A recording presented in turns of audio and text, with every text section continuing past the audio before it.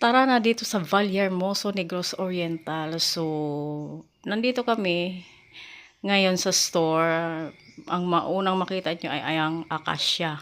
So, ang likod na nito ay store. So, nag-video muna ako dito sa harap. Kasi, para makita nyo ang weather. Ayan ang weather, napakainit. So, ito na po ang kanilang store. Nag-order na po kami ng juice para idagdag sa soft drinks na binili ng aking pinsan. So, ayan po ang kanilang mga paninda.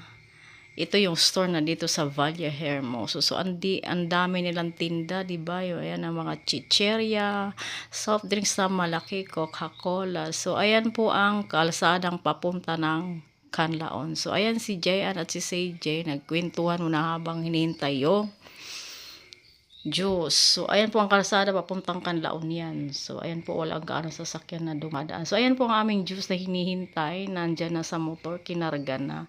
So, ito po yung isang motor. Hinihintay pa rin yung 5 box dahil 10 box ang aming in-order na juice. So, ayan na po, bali 10 box yan lahat. 5-5 bawat motor.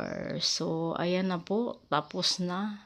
Ayan na ang mami ni CJ, ina-arrange na niya, baka daw malaglag pag umalis na. So, ayan, inaayos nila kasi nga mukhang maluwag na pagkatali.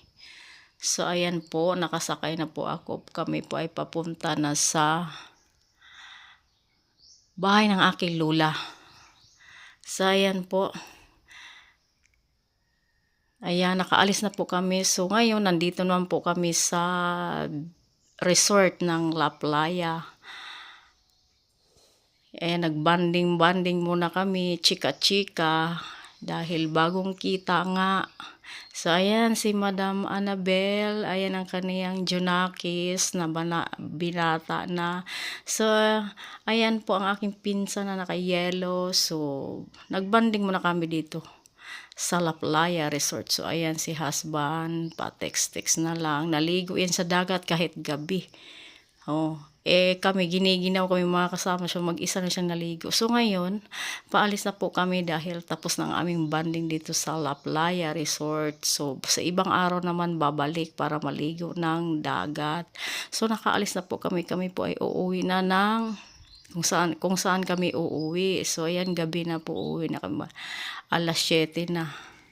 So ayan po, gabi na dito sa Vallehermoso, Negros Oriental, Philippines. So hanggang dito na lang ang ating video. Thank you so much sa inyong panonood. So may nakasunod na sa amin na ewan kung sasakyan yan o motor. So walang ganong sasakyan dito kasi ang e-bike bawal na rin dito. So meron pang pailan-ilan ng tumatakbo. So hanggang dito na lang. Maraming salamat. Bye!